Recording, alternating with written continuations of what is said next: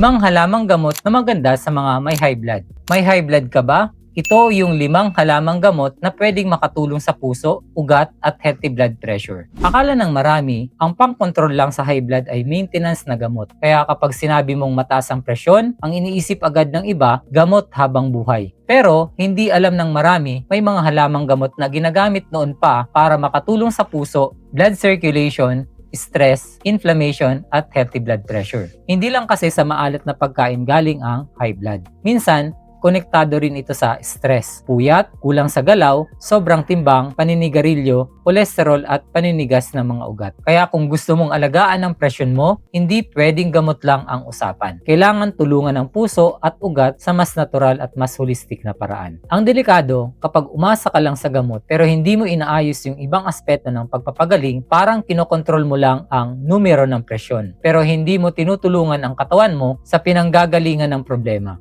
Pwede ngang bumaba ang presyon mo habang may iniinom kang gamot. Pero kung araw-araw ka pa rin sa sobrang alat, puyat, stress, yosi, instant noodles, processed food, at walang galaw, babalik at babalik ang problema. Kaya maraming tao, ilang taon nang umiinom ng maintenance, pero hindi pa rin gumaganda ang kalagayan. Umiinom ng gamot, pero mataas pa rin kapag na-stress. Umiinom ng gamot, pero hingal pa rin. Umiinom ng gamot pero sumasakit pa rin ang batok. Umiinom ng gamot pero takot pa rin sa stroke at heart attack kasi hindi pa naayos yung ugat ng sakit. Pagkain, stress, timbang, tulog, galaw, sirkulasyon ng dugo at kalusugan ng puso. May kilala ka ba o baka ikaw mismo ito? Ilang taon ka nang umiinom ng maintenance? Pero mataas pa rin ang presyon kapag stress ka. Kapag napuyat ka, tumataas. Kapag kumain ka ng maalat, tumataas. Kapag nagalit ka, sumasakit ang batok. Kapag umakyat ka ng hagdan, hingal agad. Minsan, sumasakit ang ulo. Minsan, naninikip ang dibdib. Minsan,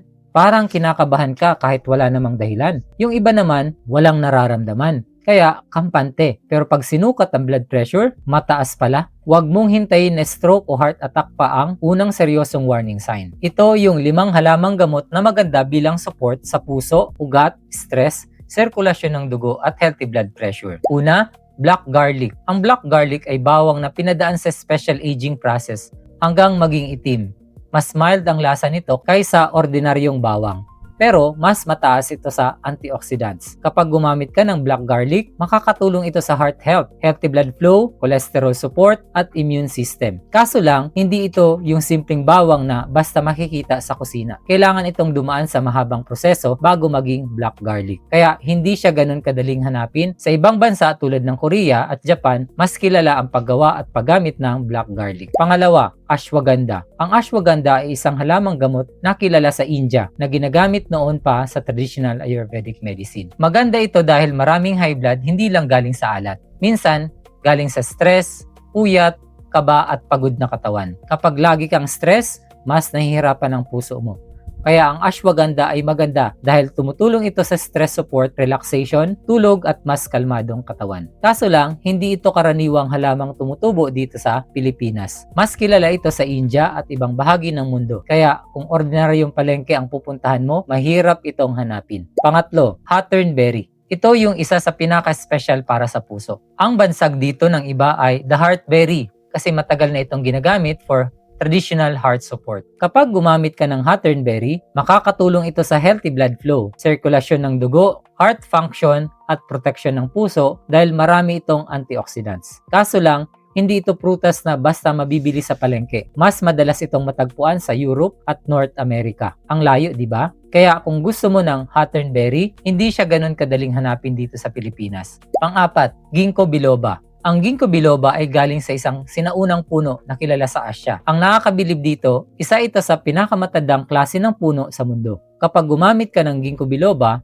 makakatulong ito sa healthy circulation, blood flow, focus, memory, at antioxidant protection. Kaso lang, hindi ito ordinaryong dahon na basta makikita mo kung saan-saan. Ang ginkgo biloba ay madalas matagpuan sa China at ilang bahagi ng Asia. Kaya hindi rin ito basta-basta mabibili sa ordinaryong palengke. Pang-5, berberine. Ang berberine ay isang natural na sangkap mula sa ilang halaman na pinag-aralan dahil sa potensyal nitong makatulong sa kolesterol, blood sugar at kalusugan ng puso. Hindi karaniwang tumutubo ng natural sa Pilipinas ang mga pangunahing halaman na pinagkukunan ng berberine.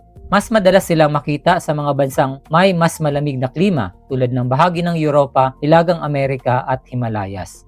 Pag-usapan natin ang mga practical tips. Kung mataas ang presyon mo, huwag lang umasa sa gamot. Tulungan mo rin ang puso at ugat mo araw-araw. Pwede kang uminom ng black garlic kung bagay sa katawan mo. Pwede mong isama ang ashwagandha. Pwede mo isama ang berberine kung available. Pero para sa ashwagandha, hawthornberry, mas mahirap silang hanapin sa ordinaryong palengke o grocery. Kaya kung gusto mo ng mas convenient na paraan, pwede kang gumamit ng supplement na pinagsama-sama na ang mga natural heart support ingredients. Katulad ng Nirvana Heartwell na may black garlic, ashwagandha, hawthornberry, ginkgo biloba at berberine. Ginawa ito para suportahan ang heart health, sirkulasyon ng dugo, stress response, at healthy blood pressure. Pero kahit may supplement ka, huwag kalimutan ng basics. Bawasan ang sobrang alat, processed foods, maglakad araw-araw kung kaya, sukatin ang blood pressure regularly. At kung laging mataas, magpa-check. Hindi ko sinasabi na masama ang maintenance sa high blood. Maraming tao ang kailangan talaga nito para maiwasan ang stroke, heart attack at iba pang komplikasyon.